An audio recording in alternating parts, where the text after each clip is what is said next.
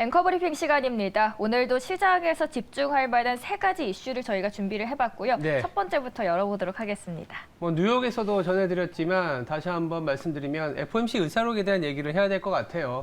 간밤에 나왔던 12월 FOMC 의사록인데 전해드리신 것처럼 매파적이었습니다. 이를테면 올해 금리 인하 가능성까지 내비치고 있는 게 월가인데 그 기대 심리를 좀 꺾어놓자라는 게 연준 의원들의 생각인 것 같은데요. 인플레이션이 지금은 그래도 고점에서 내려오고는 있지만 여전히 높은 수준이라는 점을 감안해보면 그 정도의 매파적인 스탠스는 이제 시장에서는 좀 알고 있는 것 같습니다. 장중에 시장의 변동성이 조금 다소 나타나긴 했지만 그래도 반등의 그 추세를 이어가면서 플러스로 마감했다는 점, 무엇보다 이제 달러화가 그렇게 이제 강한 모습을 보여주지는 못하고 있다는 점이 FOMC 의사록의 영향력이 예전보다 좀 떨어진 거 아니냐라는 얘기를 좀 드리고 있고요. 더불어서 이제 올해부터는 이 연준 의원 중에 4명이 바뀝니다. FOMC라는 거는 이제 미국에서 지역 연준 의원들, 그러니까 지방은행들 있지 않습니까? 모아놓고 이제 통화정책을 펼치는 건데 12명 중에 4명이 바뀝니다. 그러니까 30% 이상의 연준 의원들이 바뀌는데요. 시장에서 나오는 얘기는 그중에 3명이 굉장히 도비시, 즉 비둘기파적인 스탠스를 갖고 있다라는 거죠.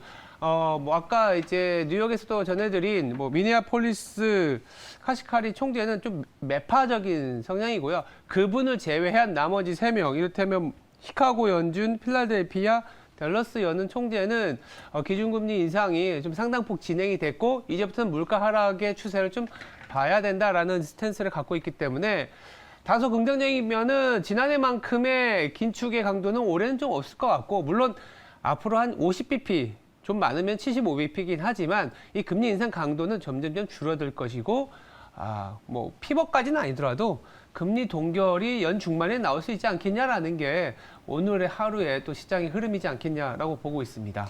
많은 분들께서 피봇 기대감에 찬물이 확 끼얹었다라고 생각을 하실 수 있는데, 앵커님께서 방금 말씀해 주셨듯이 앞으로는 4명의 의원들이 바뀌게 되면, 그리고 그중에서 3명이 도비시한 입장이라면 앞으로 금리 인하에 대해서도 조금씩은 희망을 걸어볼 수 있을 것 같습니다.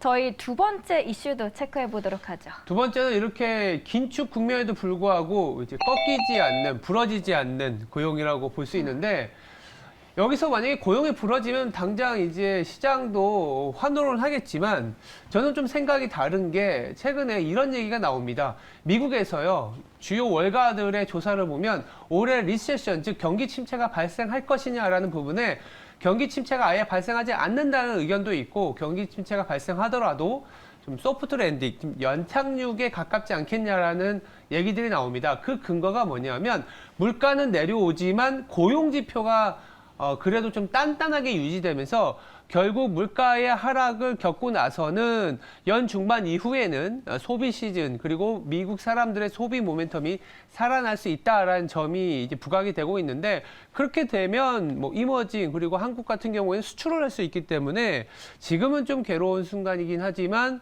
이 물가가 하락하고 오히려 고용 지표가 생각보다 잘 나와주게 되면 미국 사람들이 소비할 수 있는 여력이 있겠구나라는 인식으로 바뀔 수 있어요. 지금 당장은 고용 지표가 조금은 좀 스티키하다, 좀 끈적끈적하다라는 점에 인플레이션에 대한 부담을 갖고 있지만, 이게 1분기 지나서 2분기 넘어가게 되면 이 꺾이지 않는 고용, 부러지지 않았던 고용에 대해서 조금은 점수를 긍정적으로 해석하는 그런 전환의 시기도 올 수 있다는 거고, 실제로 간밤에 발표된 ISM 제조업 지표는 별로 안 좋았지만 그 안에 고용 지표는 다시 50 이상, 51.4까지 나오면서 확장 기조를 보이고 있습니다. 이런 부분들을 감안해 보면 경기 침체에 대한 우려보다는 이제는 슬슬 소비 모멘텀이 연중반부터 나올 수 있다는 그런 기대를 가져야 되지 않을까라는 생각이 듭니다. 네, 역시나 꺾이지 않는 고용이었습니다. 그런데 오히려 나중으로 가면은 이게 호재로서 작용을 하고 시장에도 좀 훈풍을 불어넣을 수 있다라고 말씀을 해주셨습니다. 저희 마지막 체크 포인트 열어볼까요? 그렇죠. 그래서 이제 비용 이슈를 말씀드릴게요. 이렇게 고용이 꺾이지 않고 부러지지 않은 상황에서 이 달러화와 유가가 하락을 한다면 금상첨화라는 거죠. 그만큼 이 비용이 이슈가 떨어졌을 때 실질 임금이 늘어나다 보니까 미국뿐만이 아니라 전 세계 글로벌 국가들의 소비 모멘텀이 살아날 수 있다는 겁니다.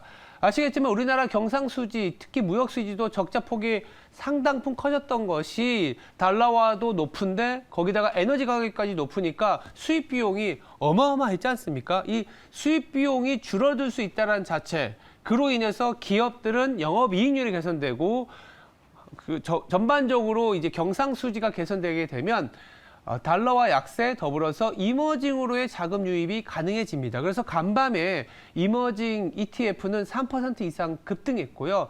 한국의 원화와 중국의 위안화도 상당히 강해지는 모습을 보여줬습니다. 환율의 안정이 나타나다 보니까 한국 시장으로에도 자금이 유입이 돼서 미국 시장에 상장된 항공물 ETF EWI도 3% 가까운 급등세를 보였습니다. 사실 유가가 하락을 하면 통상 경기 침체가 오는 거 아니야라고 이야기를 하는데 네. 이번에 아시아 증시를 보니까 또 강세를 보이더라고요. 그렇죠. 유가가 보통은 이제 앞으로의 수요를 반영한다 이런 얘기들을 많이 하지 않습니까? 근데 원자재 보고서를 잘 보시면요. 이 유가나 원자재는 경기 동행 지수에 가깝습니다. 물론 앞으로의 전망에도 크게 변화가 있긴 하지만 지금 당장의 수요에 상당히 예민하게 반응을 하는 자산이라고 보시면 될 것 같고요. 더불어서 지금 유가가 하락한 부분들이 시차를 두고 반영이 되는 게 아까도 말씀드린 것처럼 이제 수입을 했을 때 유가의 비용이 낮아지게 되면 기업의 재고의 비용이 향후에는 이 시가가 변하면서 기업들한테는 이 재고 비용이 떨어지는 그리고 전체적인 마진이 올라가는 이슈가 발생한다라는 거죠. 그래서 지금 유가가 하락한다라는 건 경기 침체 우려를 반영하는 거 아니냐. 한편에 이런 게 시각도 있지만 나중에는 비용 하락으로 인해서 소비 모멘텀이 발생한다라고도 해석할 수 있어. 이렇게도 해석할 수 있는데 오늘 하루 시장 그리고 최근에 이머징 시장이 전체 시장에서 상당히 견조한 모습을 보인다는 걸 보면 앞으로는 이머징 시장 쪽에 경상수지가 개선되고 통화가 안정되는 것에 베팅하고 있다. 글로벌 증시가 그런 식으로 해석할 수 있겠습니다. 유가가 하락을 하면 두 가지로 해석을 해볼 수 있겠는데 최근의 흐름을 본다면 유가 비용이 낮은 거는 앞으로 오히려 기업들에게는 더욱더 이익을 제공해 주는데 무게를 두는 것 같습니다. 맞습니다. 오늘도 이렇게 앵커 브리핑 톡에서 세 가지 이슈 정리해 드렸습니다.